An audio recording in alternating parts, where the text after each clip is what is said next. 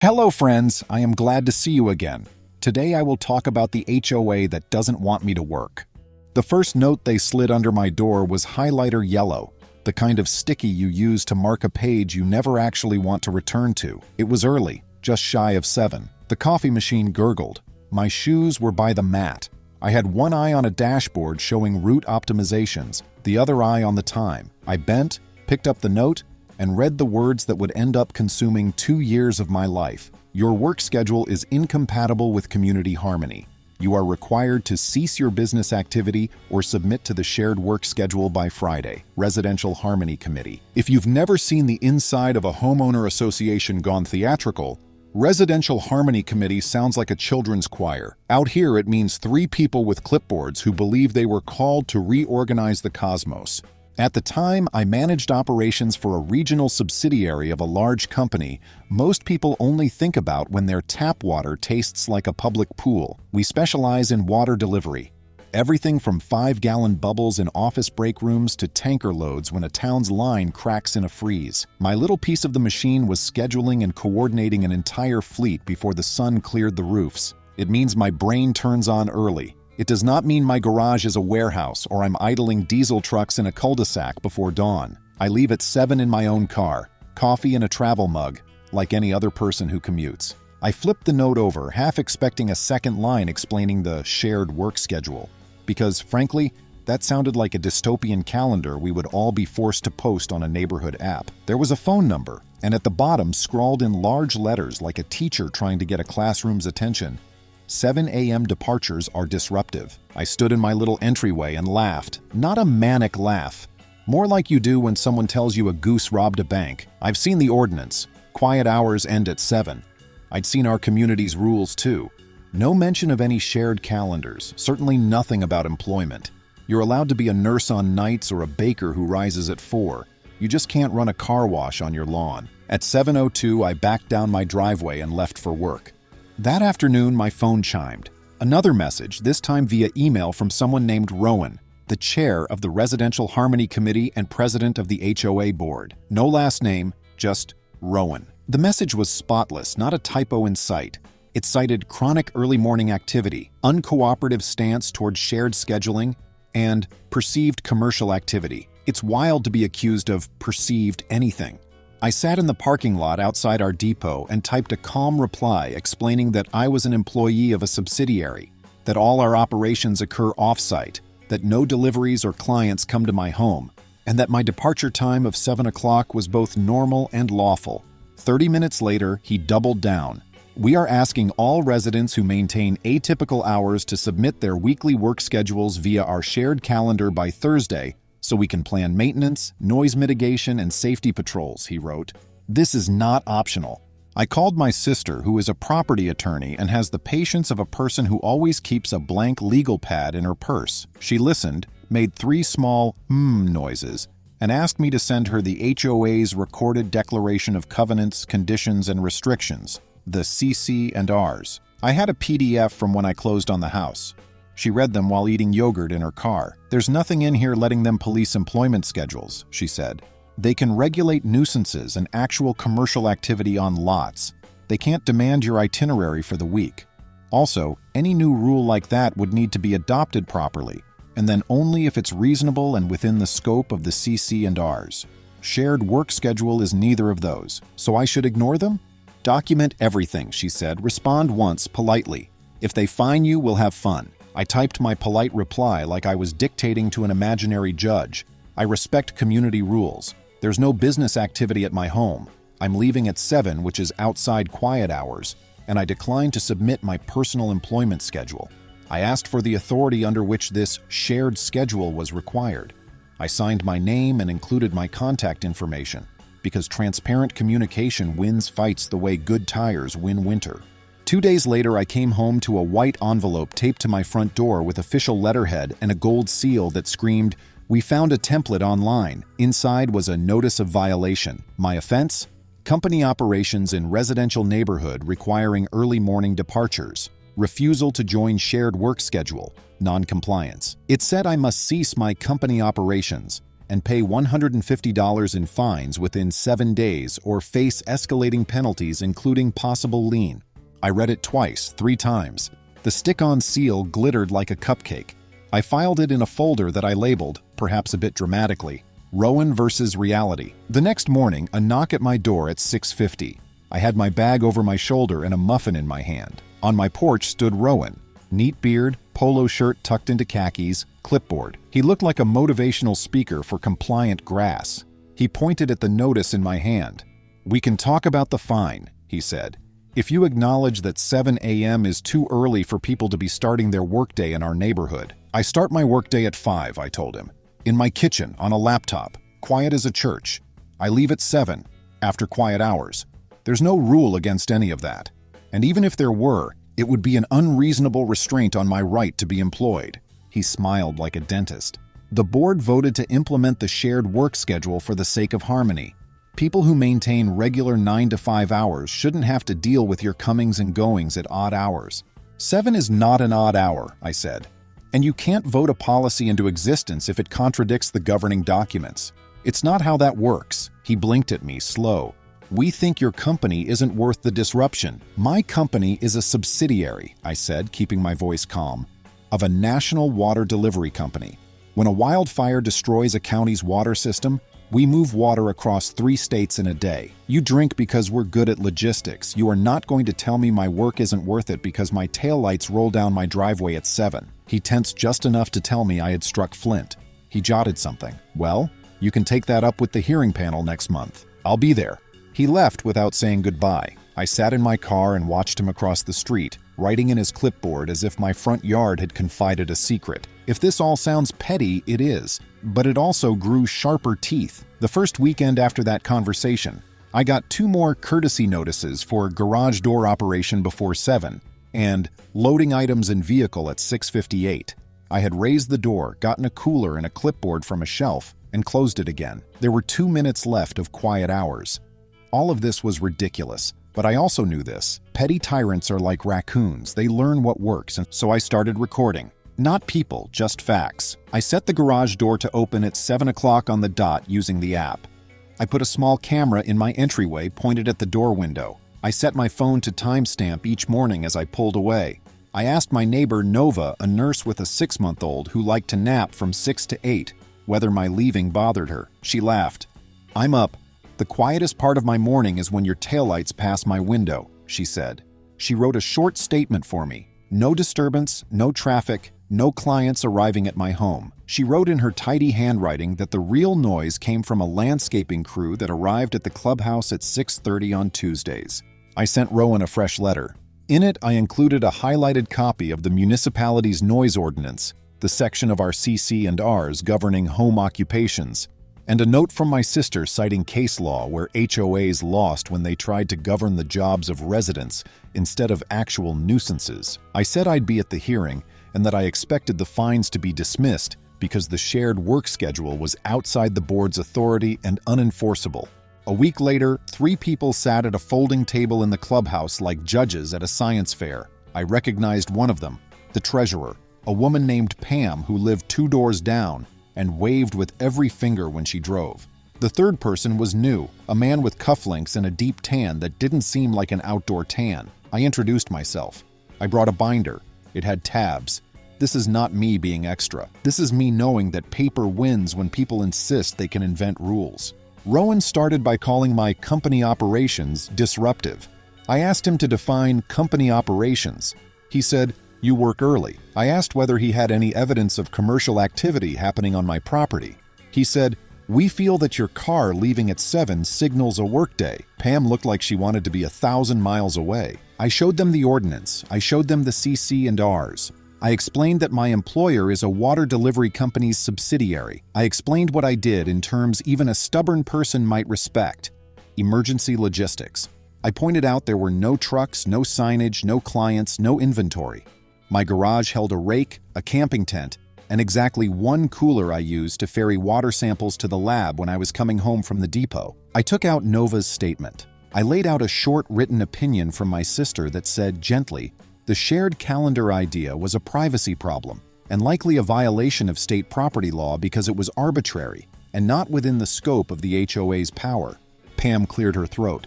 "I think we might be out over our skis," she said. Rowan stared at her like she had broken character. The cufflinks man leaned back and laced his fingers. "Well," he said, oozing the kind of patience a person only practices when they're about to deny you something. "Even if the calendar is unsuccessful, we can impose reasonable restrictions on unusual activity. Leaving my house at 7 a.m. is not unusual activity," I said. They deliberated for 9 minutes in a side room with a vending machine that buzzed. When they returned, Pam announced that the fines were suspended, not dismissed, and that while the shared calendar was paused, they would continue to monitor. It was a political way of saying they knew they'd lose a bigger fight, but didn't want to say it out loud. I didn't appeal. I nodded. I went home. I poured a glass of water and tried not to throw the ice at the wall. From there, it got quiet for a while. Not silent. There were occasional emails from Rowan reminding everyone to respect morning tranquility, conveniently time-stamped at 6 in the morning. I worked. I watered my patch of grass. I took 2 weeks in August to deal with a barrage of emergency orders after a line break in a town 30 miles away. For all the talk of disruption, my existence was a boring 9 out of 10. Then they rolled out the app, and it was a community portal, they said. It would streamline dues payments, maintenance requests, amenity reservations, and, there it was, harmonized scheduling. If you worked outside typical hours, you could voluntarily put your weekly pattern in a calendar so the Harmony team could coordinate. It had a toggle. It defaulted on. It suggested early departures. The first time I opened it, it tried to auto-add a 7 o'clock a.m. resident departure. I toggled it off. The next day, it toggled back on. I toggled it off again. I emailed support. Support was a volunteer. The volunteer was Rowan. "We're just trying to make it easier," he wrote. "If you have nothing to hide, it shouldn't be a big deal." And with that sentence, the fight put its shoes back on. I explained again the calendar wasn't reasonable, that it violated privacy, and that the board had already paused it. He replied that paused was not permanently enjoined. I sent another letter to the official HOA mailing address, not just an email this time, certified with return receipt. In it, I wrote like it was a closing argument. I cited state law about corporate formalities for nonprofits, the fiduciary duties of board members, and the requirement that any rule be adopted under the proper procedure and be reasonable. I asked for the minutes of the meeting where the calendar was authorized. I requested a copy of any legal opinion the board considered. I asked for the clause in the CC and Rs under which they thought they could demand a resident's employment schedule. I didn't think I'd get the documents. I did. The minutes were a page and a half, typed like a grocery list. The legal opinion didn't exist. The authority was a catch-all clause about health, safety, and welfare. This was a skirmish dressed like a war. So I did what I do at 3 in the morning when a hospital calls and says a dialysis center is offline. I stuck to the process. I made lists. I organized help. I reached out to 2 neighbors who had confided that they worked odd hours. One was a baker who left at 2:30. The other a paramedic who came home when the sun was barely pink. Both had gotten notes. Both had paid small fines just to make the notices stop. The baker, a compact man with a forearm tattoo of a loaf, trembled with anger at his kitchen table as he told me his story. "I just want to make bread and not have someone count my car keys," he said. We filed a formal request for a special members meeting to discuss the calendar policy. We gathered signatures. We set it for a Thursday. Rowan tried to cancel. He said it wasn't on the official calendar. We pointed to the bylaws. Members can call a meeting. He posted a notice that the clubhouse was closed that night for painting. We moved the meeting to the park. At the park, under 2 oaks, 31 people showed up with folding chairs and water bottles and 6 kinds of sunscreen. I gave a 10-minute talk, not about water trucks, not about my job, but about the ordinary right to not have your life run by the person who enjoys sending emails before dawn. The next day, I got a letter from a lawyer with an office off a toll road. It was addressed to Dear Sir, Madam. It said the board had broad discretion to enforce rules and that my conduct was disruptive. The funny thing about paper swords is they fold. I sent back a 6-page response drafted with my sister's help, each point footnoted, each footnote a friendly invitation to stop. We weren't suing. We were reminding them that a homeowners association is not a kingdom and a board president is not a monarch. There were people who said I should move. There were people who told me to apologize to Rowan, as if a man who wants a calendar of everyone's private schedule needed more apologies. But there were also people like Nova with the baby and the baker and a quiet science teacher named Margot, who said they had felt lonely under the weight of little made-up rules. You don't notice air until someone tries to ration it. The turning point didn't look like one at first. It was a Tuesday. Heat shimmered on the sidewalks. I came home to find a small package on my porch. 3 cheap noise sensors that stick to walls and connect to Wi-Fi. The anonymous note said, "Place these in your home to verify you are not being disruptive." I stared at them like they were a magic trick gone wrong. Inside one of the boxes was a packing slip billed to the HOA. It had a signature, "Our President." I photographed everything. I put the sensors back in the box. I addressed a letter to the full board with the photo attached and asked whether they had authorized surveillance inside residents' homes. Pam replied within an hour, "Absolutely not authorized. This is the first I've heard of these." The next morning, Rowan left another note on my door, this one with an edge I could feel in my jaw. "We are not going away. If your company requires you to leave at 7, your company is the problem. Close it. Find something more neighborly." I taped the note to my fridge like a medal. I don't know what it says about me that a stranger telling me to close my career made me more determined to keep it. Maybe it's because I have seen what happens when water doesn't make it to where it's supposed to go. People don't shower, restaurants close, dialysis shuts down. Imagine the gall to tell someone who helps keep those gears turning that it's not worth it. 2 years is a long time to stay polite. I did, mostly. I never raised my voice. I never posted on the neighborhood app. Not once. I stacked facts and kindness like sandbags at a river's edge.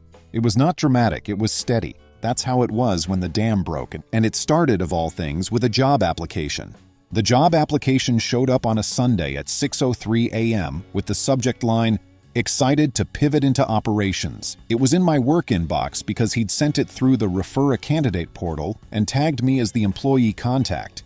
The name at the top was Rowan. No last name in the field where a last name should go, just as he always signed things in the neighborhood. He attached a PDF resume that used phrases like harmonized scheduling and community discipline leadership.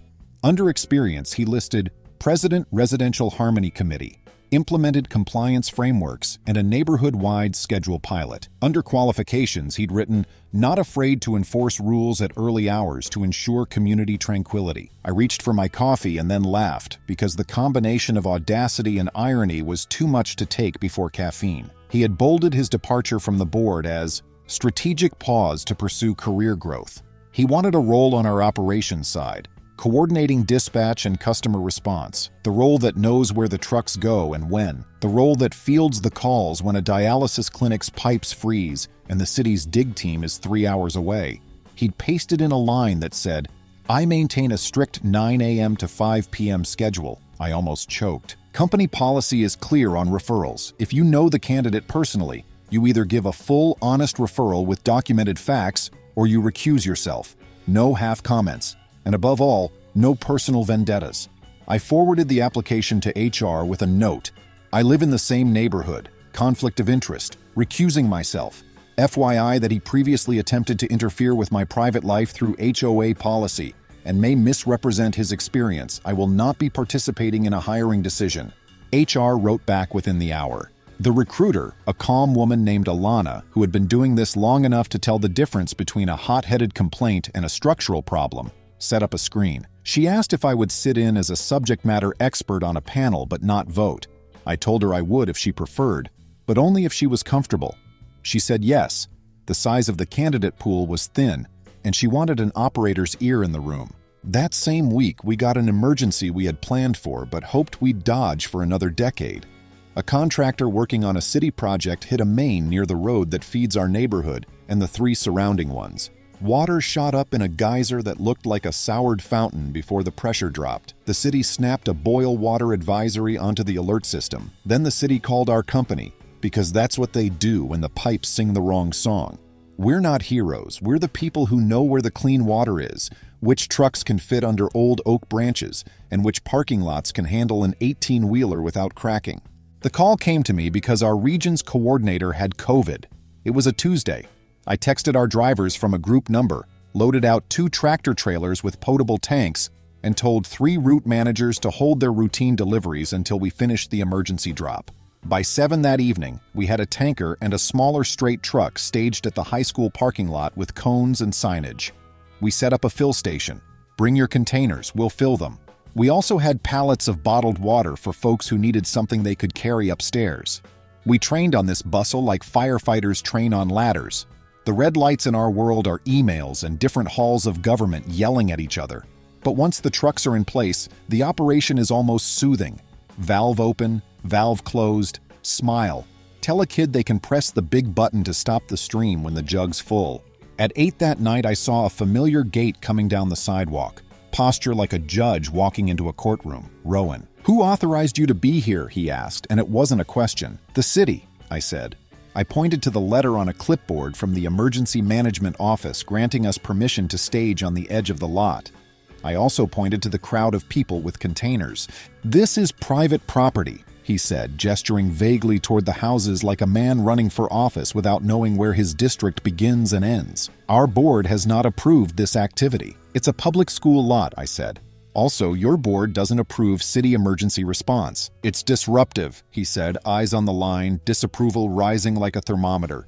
"It would be better for Harmony to wait until morning." A mom in line, holding a baby on her hip and a 5-gallon jug in the other hand, turned her head slowly and tiredly, like she wanted to let him know with her face that there was a time to pick a fight, and it was not when people were thirsty. I watched him weigh whether to try to argue with someone who had a child and no water. He swallowed whatever he had been about to say. A police cruiser rolled into the lot and parked near the cones, the officer stepping out to help with traffic. I saw Rowan's face shift, the way it did in the hearing when Pam had pointed out a limit to his imagined authority. He huffed once, wrote something in his notebook, and walked away.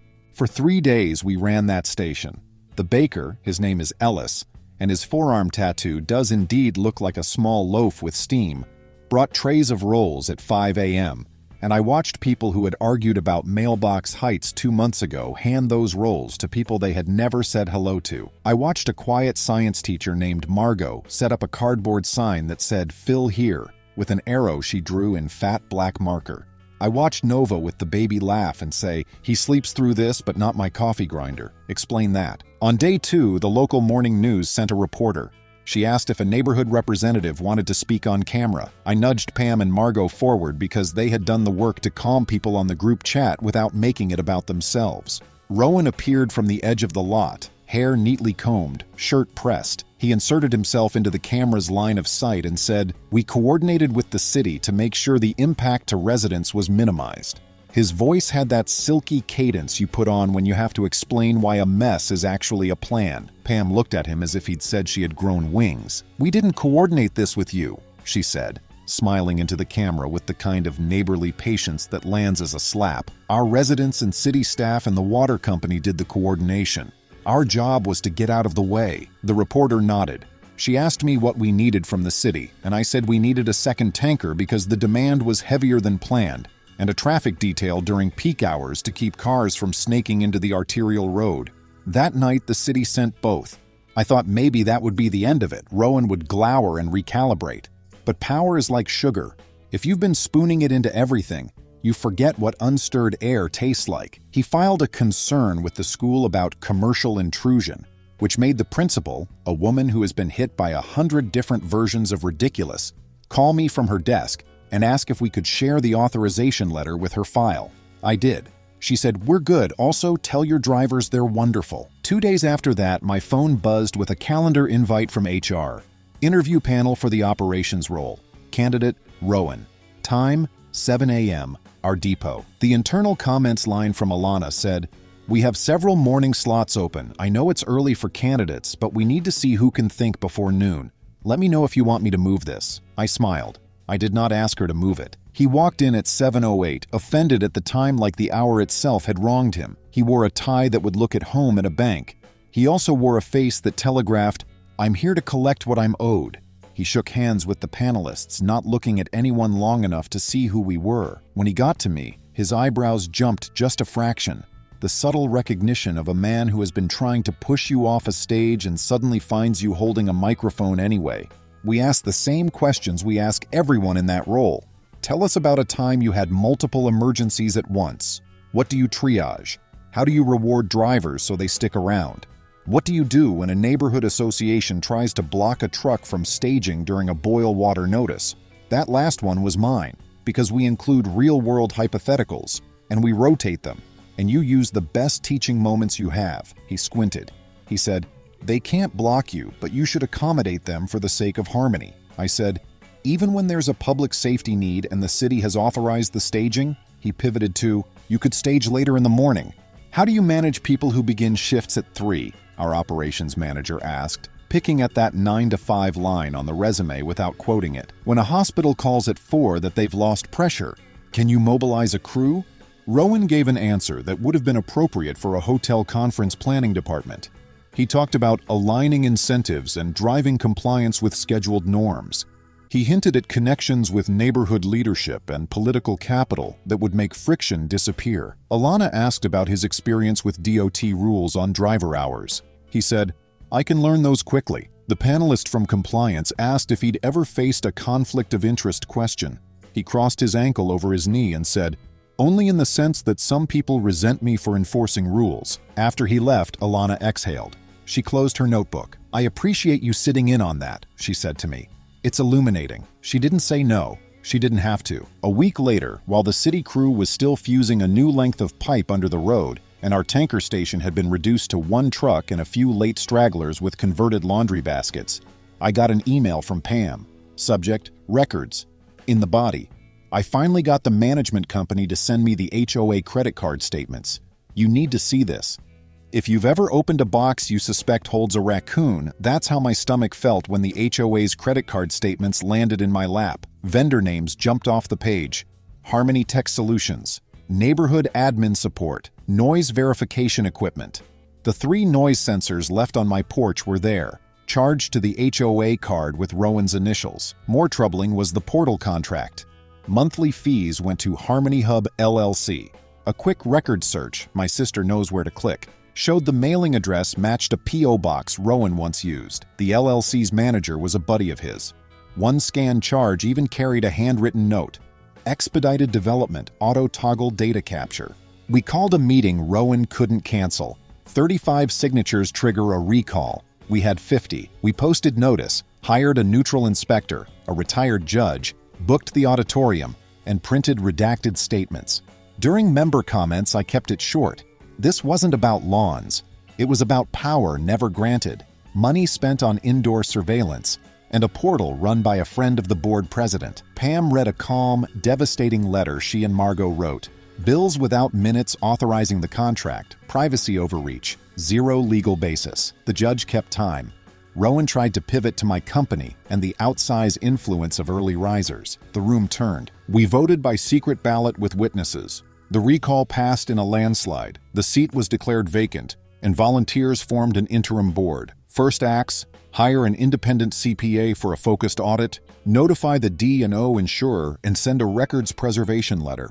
The audit confirmed unauthorized spending on the portal, the noise sensors, and 2 consulting payments to Harmony Hub outside any budget. Worse, the portal auto-captured residence location pings near amenities without disclosure. The insurer reserved rights and denied coverage for intentional or dishonest acts if proven. The new board demanded Rowan reimburse the charges. While that swirled, HR finished Rowan's application to my company. Alana called. "We're passing. He isn't a fit," and suggested he could steer neighborhood business if hired. 2 days later, he texted me to fix it. I didn't. He left a voicemail offering to make little problems go away if I nudged him through, and to revisit fines. I forwarded it to HR and legal. Legal sent a letter ordering him to stop contacting employees and apply normally. Rowan then posted a rant on the community portal about malicious neighbors and corporate cronies, comparing our tankers to stampedes. Pam screenshotted. Margot calmly linked the audit summary and the state's privacy page. The manager locked the thread. By breakfast, the portal was offline. As the demand deadline neared, Rowan hired a lawyer and offered partial repayment to avoid discord. The board held firm. Full reimbursement plus the audit and decommissioning costs. With insurance unavailable, he sold his SUV, picked up a second job, and accepted a mortgage-like repayment schedule. Justice wasn't a gavel. It was a ledger that didn't forget. The city held a small ceremony for the Boil Water Week. Rowan clapped from the back and tried to pitch tighter staging protocols. The deputy city manager told him, flat as pavement, "We'll call the water company. We don't need your permission." We still had cleanup. The board adopted a real privacy policy. No tracking, no cameras into homes, no pretend shared work schedule. Quiet hours were reaffirmed. Notices would go by mail or email.